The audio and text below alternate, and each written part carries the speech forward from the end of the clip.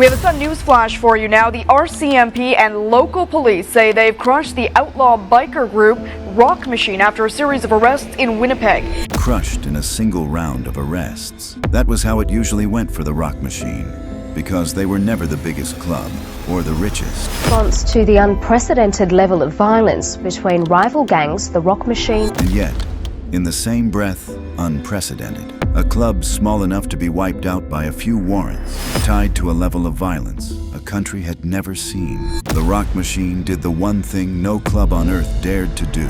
If they had bowed to the Hells Angels the way everyone else did, they would have lived. But a few dozen men declared war on an international army instead and refused to back down. It should have been over in weeks. It lasted 8 years. This is the rise and fall of the Rock Machine, the club that dared to fight the Hells Angels. In the early 1980s, on the eastern edge of Montreal, two young men rode with a small biker gang in a working-class district called Pointe-aux-Trembles. Outside the neighborhood, no one knew their names yet. The gang was called the SS, a white supremacist crew that ran the drugs and the bars along that strip of the island, closer to a street gang than a criminal empire. But the two men leading it would go on to rule the outlaw world of Quebec for the next 30 years. And in the end, they would try to kill each other. The first was a stocky, dark-eyed drug dealer named Salvatore Cazzetta. They called him La Barbe, the beard, for the thick black growth across his face. Born in 1954, he had already done prison time twice by his mid-20s, once for a botched break-in and once for dealing angel dust, the street drug that fueled a wave of violent crime in that era. But Cazzetta was not a brawler. He thought like a businessman, and where other bikers advertised life on their vests and their skin, he kept it hidden and kept it quiet. His ambitions ran further than bar fights and stolen motorcycles. The second was a heavy-set, cold-eyed young enforcer who already carried the nickname Mom, short for Maurice. His full name was Maurice Boucher, and he came off the same streets as Cazzetta, out of the same working-class corner of the same neighborhood. By the time the two of them were running the SS together, they were as close as men in that world ever got. They were friends. So when the biggest outlaw motorcycle club on earth crossed into Quebec looking for the sharpest local operators to absorb, both their names rose to the top of the list at once. That club was the Hells Angels. They had crossed into Canada in 1977 by absorbing a Montreal gang called the Popeyes and turning it into their first Canadian chapter, and now they were expanding, studying the smaller clubs and choosing the best men to bring in. For a young leader like Cazzetta, or a young leader like Boucher, being tapped by the Hells Angels was the top of the mountain. Every ambitious biker in Quebec wanted the Death's Head on his back. Then came March 24th, 1985. At a fortified clubhouse in Lennoxville in Quebec's eastern townships, 5 members of the Hells Angels' own Laval chapter walked into a meeting they had been ordered to attend and were shot to death by other Hells Angels. The 5 bodies were wrapped in sleeping bags, weighted with cinder blocks, and dumped into the St. Lawrence River.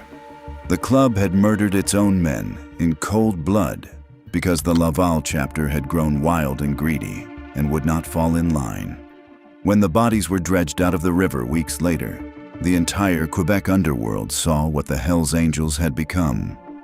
Most of that underworld absorbed the news and moved on. Cazzetta could not. Watching the Hells Angels butcher their own men over money broke something he believed in, the idea that outlaws did not do this to their brothers. And he made a decision he would spend the rest of his life explaining. He would never join the Hells Angels. Not then, not ever. Years later, his friend Fred Faucher would remember how Cazzetta put it. Sal once told me, "Those guys operate their club in such a way that I didn't want to join them." The words were quiet. The refusal behind them would set an entire province on fire. Boucher heard the same news from Lennoxville and came to the opposite conclusion. He took the patch.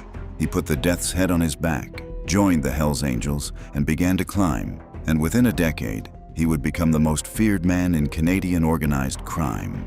The two friends from Pointe-aux-Trembles had just made opposite choices, and those choices would end with them ordering each other's deaths. Cazzetta had chosen his conscience. Boucher had chosen power.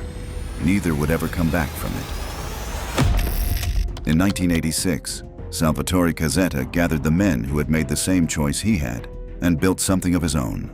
The founders were a tight, dangerous crew. Salvatore's younger brother Giovanni stood beside him from the start. Paul Porter, a huge, powerful biker they called Sasquatch. Johnny Plescio, a Montreal veteran. Renaud Jomphe, out of the working-class Verdun neighborhood, a natural leader who would one day be crowned the King of Verdun.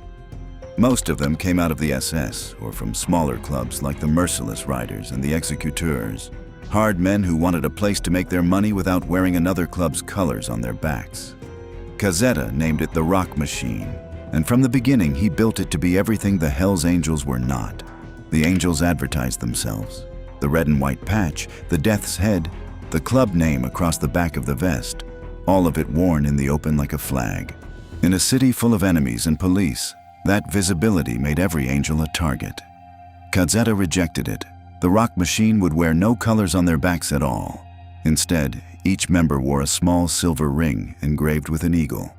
A cop looking at a Rock Machine man would see a well-dressed individual in a jacket, not a patch, and would not know what he was looking at. That was the point. The club took a motto, à la vie à la mort, to life, to death. A promise to stand together through both. The exact promise the Hells Angels had broken at Lennoxville. And where the Angels flexed their power in the open, the Rock Machine worked quietly and won corners the surest way there is in the drug trade. They undersold. Their cocaine went out cheaper than the Angels could match, and dealers who wanted the better margin bought from them. In a Montreal still recovering from the Lennoxville scandal, with the Hells Angels tangled in their own prosecutions, the Rock Machine grew fast. But there was one loose end from the old days. Mom Boucher had joined the Hells Angels, then been arrested and sent to prison, and in 1986, he came out. When he did, the Cazzetta brothers made him an offer history has nearly forgotten. They offered him a place in the Rock Machine. Consider the nerve of it. Two clubs on opposite sides of a coming war, and Salvatore reached across to his old friend and said, "Come with me instead, and we will do this the right way." Boucher listened, and he refused. He had chosen the Death's Head, and he was going back to it, and he was going to make himself the most powerful man the Hells Angels had. Whatever was left of the old friendship, he left it behind for good. That was the moment it ended. From then on, Boucher was an angel and Cazzetta was a Rock Machine, and the path of both men, and of an entire province, was set, but not yet in blood. For the next 8 years, Montreal held its breath. The Angels rebuilt after the Lennoxville prosecutions. The Rock Machine quietly grew. Neither side was ready for the war everyone in the underworld could see coming, and the two friends from the SS now led rival armies in the same city, where only one of those armies could survive. For nearly a decade, the peace held, and it held for a reason. Salvatore Cazzetta was too strong to move against. Under him, the Rock Machine had become Montreal's dominant organized crime figures in every area the Italian mafia did not control. Cazzetta had built ties to the Rizzuto family, the dynasty that ran the city's mafia, making the Rock Machine their partner rather than their rival. He was smart, careful, and connected, and Boucher understood that starting a war against a man like that would cost him more than he could pay. Then, on May 6, 1994, it all changed in a single afternoon. Cazzetta had been on the run for over a year, wanted in a massive cocaine importation case. Police finally cornered him on a pit bull farm near Fort Erie, Ontario, close to the American border, where he had been hiding and storing product. The charge was staggering. He stood accused of trying to import roughly 11 tons of cocaine into North America, a shipment worth hundreds of millions of dollars. He was extradited to Florida, convicted, and sentenced to 10 years in an American federal prison. The Rock Machine had lost its architect, and across the city, Maurice Boucher looked at the empty space where Salvatore Cazzetta had stood, and understood that the moment he had waited a decade for had finally come. His old friend was gone. The wall was down. Montreal was there for the taking. With Cazzetta locked in an American cell, Boucher stopped waiting. He went to the Hells Angels mother chapter in Oakland, California, secured their blessing, and issued a demand to every dealer, every independent, and every rival crew in Quebec.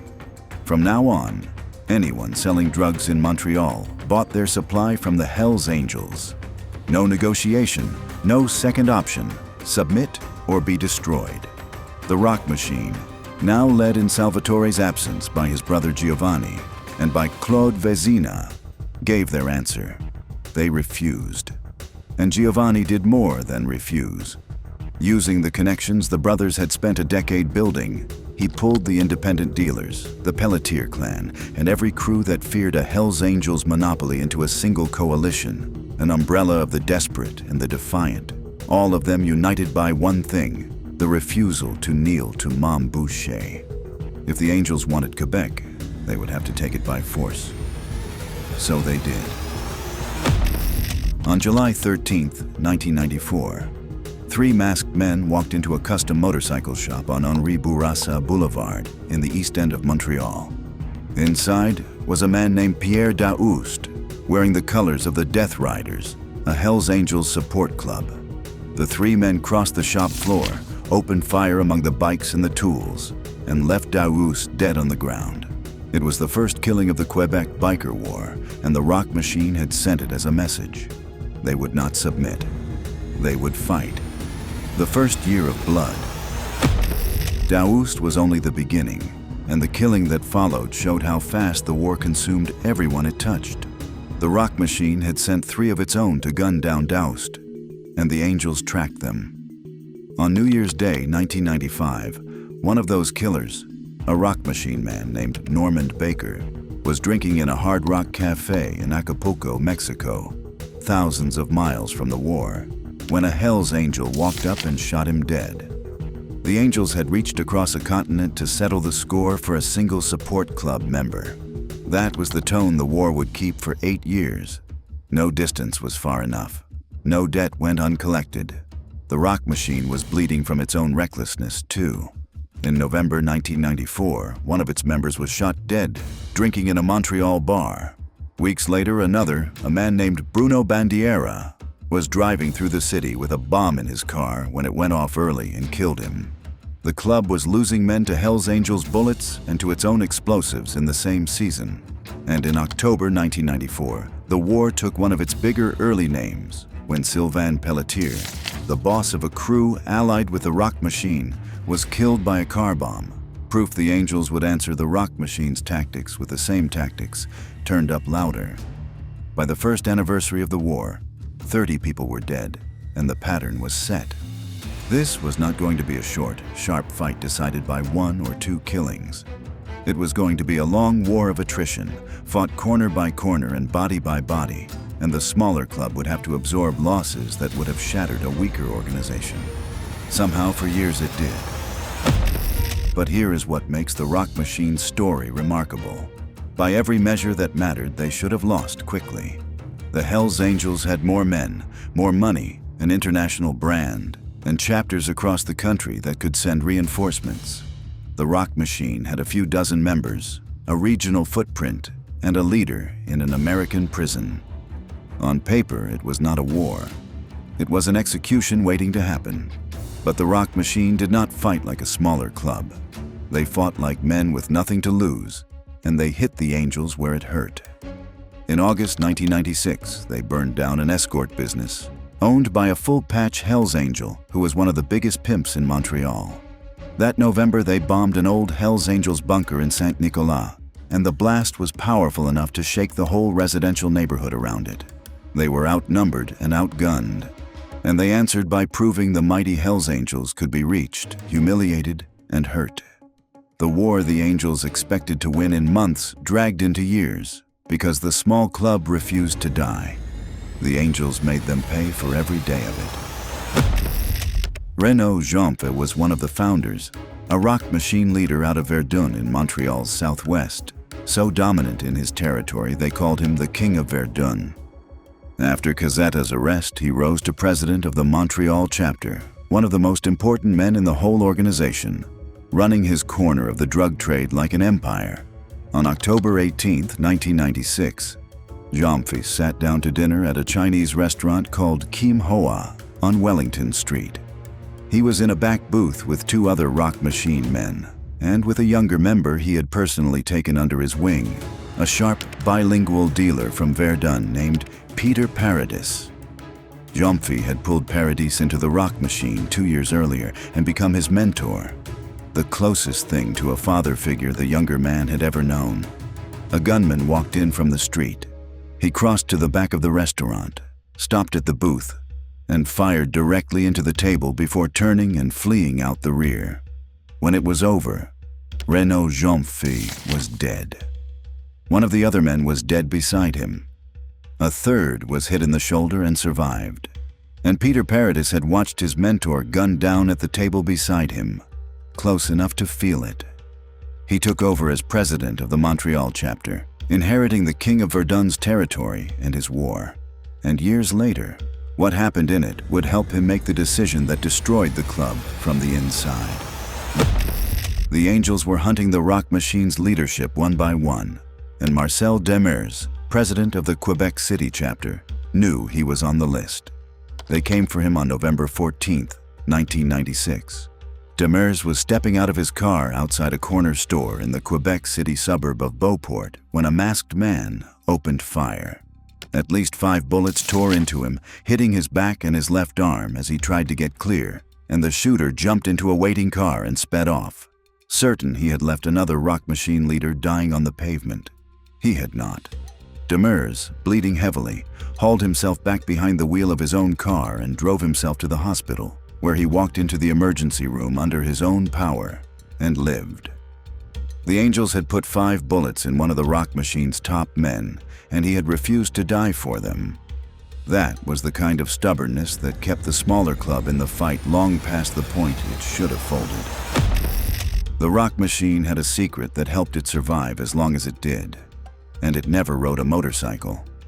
While the bikers fought and died in the streets, the club was quietly funded by a network of men who never wore a patch. They called it the Dark Circle, a group of businessmen, professionals, and independent dealers who bankrolled the war against the Hells Angels from behind the scenes. These were not outlaws in leather. They were respectable-looking men with money and connections who had decided a Hells Angels monopoly over Quebec's drug trade was bad for everyone, and they poured resources into keeping the Rock Machine standing. It was one reason a club that should have been crushed in months fought on for years. The money kept coming from places the Angels could not easily see or reach. But the Angels learned. On September the 25th, 1998, a man named Jean Rose, identified as a member of the Dark Circle, was shot to death behind the wheel of his car in his own driveway. The message was clear. The Angels were no longer content to kill the bikers. They were going after the money, the quiet men who financed the resistance. And if funding the Rock Machine meant dying in your driveway like any street soldier, then the shadows were no longer safe either. This was the shape of the war most people never saw. It was not only 2 clubs of bikers shooting at each other, it was a whole ecosystem, dealers, financiers, allied crews, and mafia families, all of it feeding a conflict that had wrapped itself around the entire criminal economy of Quebec. The Rock Machine was the visible face of it. Behind that face stood a network of people willing to pay for the war, and the Angels meant to kill every one of them they could find. By 1997, the Rock Machine had a new driving force named Frédéric Faucher. Faucher came out of the Quebec City chapter, a younger, aggressive operator who believed the way to survive the Hells Angels was not to hunker down, but to hit back harder and louder than anyone expected a smaller club to dare. In February 1997, he made his name in a single night. He blew up the Hells Angels clubhouse in Quebec City. The attack stunned the underworld, because clubhouses were fortresses, symbols of a chapter's permanence, and a Rock Machine man had just reduced one to rubble. Overnight, Faucher went from a regional figure to the most talked-about biker on the Rock Machine side of the war. Then, in September 1997, the Rock Machine's national president Claude Vézina was arrested for drug smuggling and taken off the board. and Faucher stepped into the top job. He was national president now, and he had a bold, dangerous plan for a war his side was slowly losing. He would not fight it alone. But right across the ocean, another biker war was raging. In Scandinavia, the Hells Angels were locked in the Nordic Biker War against the Bandidos, the second largest outlaw motorcycle club in the world. And unlike the Rock Machine, the Scandinavian Bandidos were holding their own, matching the Angels bomb for bomb.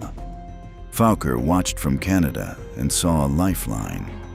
If the Rock Machine could pull the Bandidos into their corner, they would stop being a small local club fighting a global empire and would have an empire of their own behind them.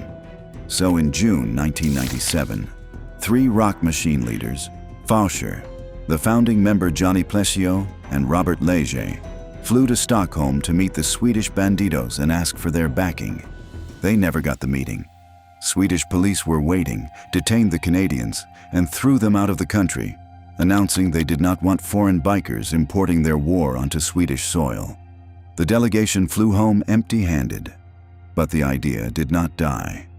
Faucher had decided the Rock Machine's survival depended on becoming part of the Bandidos, and he kept pushing toward it, meeting the club's people at a motorcycle show in Luxembourg weeks later, and building the relationship the Rock Machine would eventually need to stay alive.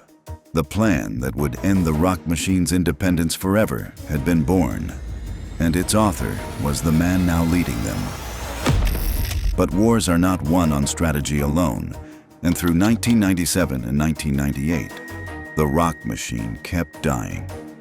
The founding generation, the men who had built the club out of the SS back in 1986, were being hunted down one by one, and the losses reached the very top. On September 8, 1998, Johnny Plesio was at home in Laval, watching television when the picture died. He got up to check the cable, which was exactly what the men outside wanted, because they had cut it to draw him toward the window. As Plesio crossed his living room, 27 bullets came through the glass. 16 hit him, and one of the founders of the Rock Machine, a man who had flown to Stockholm months earlier to try to save the club, died on his own living room floor. His funeral was held a week later, and around 65 Rock Machine members and associates came to bury him. And somewhere in the flowers sat an arrangement carrying a single printed word, Bandidos. The American club Faucher had been courting had sent its condolences, and the message underneath was unmistakable. They were watching, they were interested, and they were waiting to see what would be left of the Rock Machine when the Hells Angels were finished with it. The founders were falling, the club was bleeding out, and the only hope left was to stop being the Rock Machine at all. By the year 2000, the war had burned for 6 years, and it had long since stopped being a private matter between bikers. A child was dead. Then, in September 2000, a Rock Machine gunman shot the celebrated crime journalist Michel Auger 6 times in the back in his own newspaper's parking lot. And though Auger survived, the attack on the press pushed public fury to a boiling point. That fury frightened the one man who sat above the entire underworld. Vito Rizzuto, the head of the Montreal Mafia, watched the outrage and saw a threat to everyone. If the anger grew loud enough, the Canadian government might pass a sweeping anti-gang law, the kind that could dismantle organized crime across the country, mafia included. The bikers' reckless war was endangering every criminal enterprise in Quebec. So Rizzuto did what only a man of his power could do. He forced the two sides to the table. On September 26, 2000, Maurice Boucher and Frédéric Faucher, the leaders of the two clubs that had spent 6 years trying to exterminate each other, met at a courthouse in Quebec City and shook hands on a truce brokered by the most powerful crime boss in the country. For a moment, it looked as if the deadliest biker war in Canadian history might simply be switched off. It lasted weeks. The violence resumed almost as soon as the truce was announced, and the failure carried a hard lesson. This war had grown beyond anyone's control. Not the police, not the courts, and now not even Vito Rizzuto could stop it. There was only one way it would end, and that was with the destruction of one side. The blow that finally broke the rock machine did not come from the Hells Angels. It came from within. Peter Paradis had inherited the Montreal chapter after his mentor Renaud Jomphe was gunned down beside him in that restaurant in 1996. For 4 more years he ran Verdun and fought the war, but the war had given him nothing but dead friends and a target on his back, and by late 2000, the rock machine was collapsing around him. When police arrested Paradis, he made the calculation the code forbids above all others. He decided the club was no longer worth dying for, and he agreed to become a Crown informant. Understanding what Paradis did means understanding who he had been. He was not born into the outlaw world. He came from a blue-collar Anglophone family in Verdun, left home young after a hard childhood, and drifted into the drug trade almost by accident. First dancing in Montreal clubs, then selling cocaine and making a small fortune in his own neighborhood. He committed the cardinal sin of a dealer, using his own product, and it was at his lowest point, strung out and broke, that Jomphe found him, sponsored him into the rock machine, and gave him a place, a purpose, and a mentor. The club had saved Peter Paradis once. He owed it everything. That is what makes his betrayal the perfect ending to the rock machine's tragedy.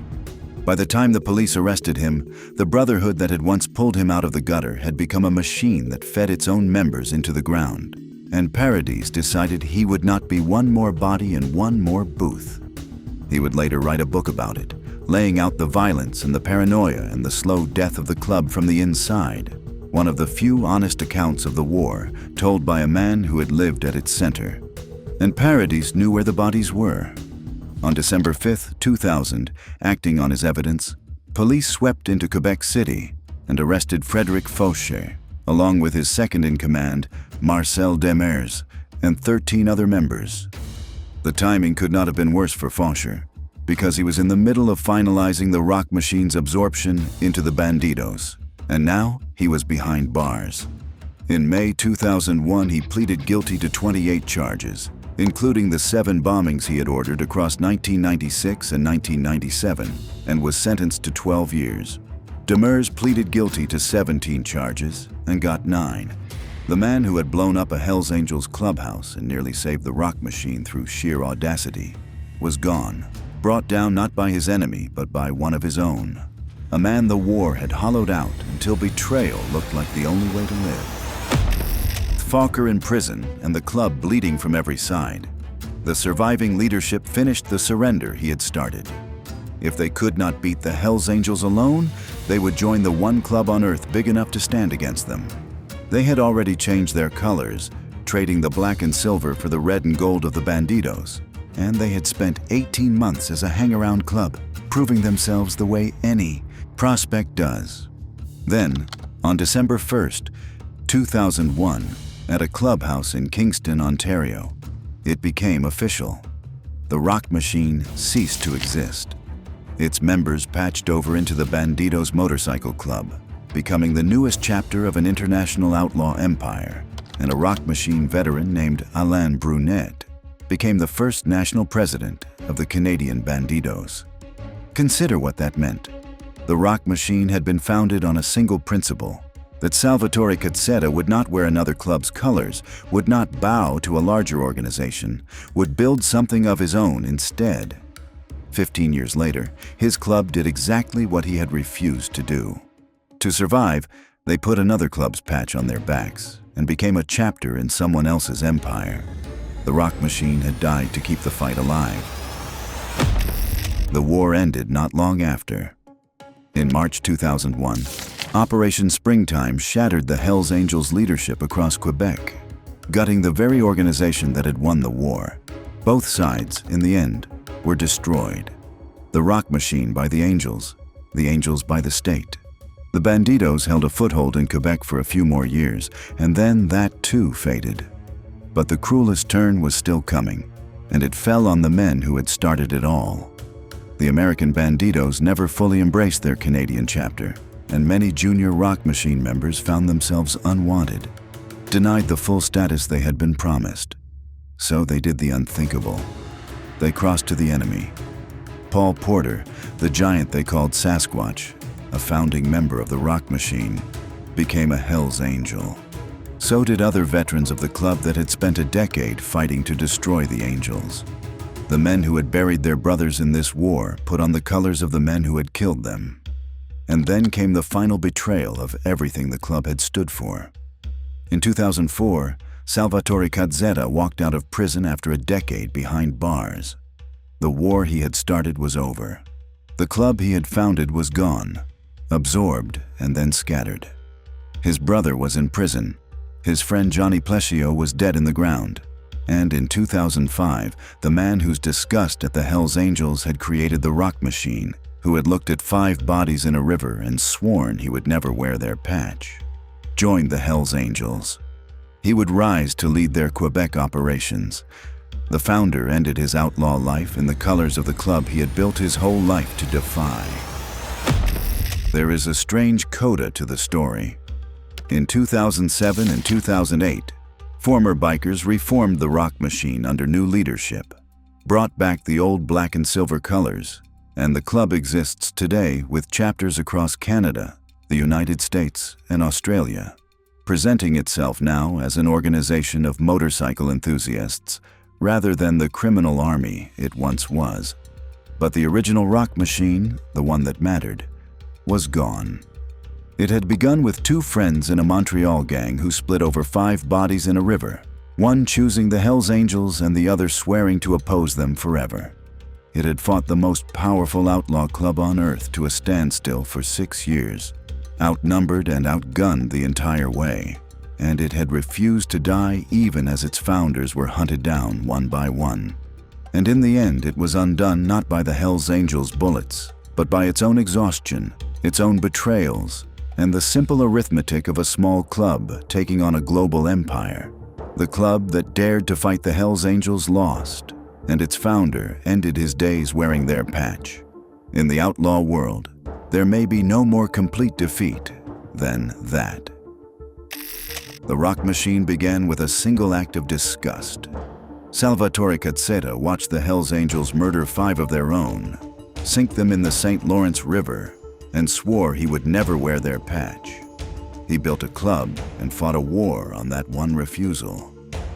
And in the end, the man who could not stomach what the Angels did to their brothers died an old outlaw in their colors, and the club he founded was gone. But the Angels who destroyed him did not run on chaos. They ran on a code so strict it dictates what a member rides, who he talks to, and what he owes, enforced with fines, fists, and worse. Click the next video for the brutal code every Hells Angel is forced to live by.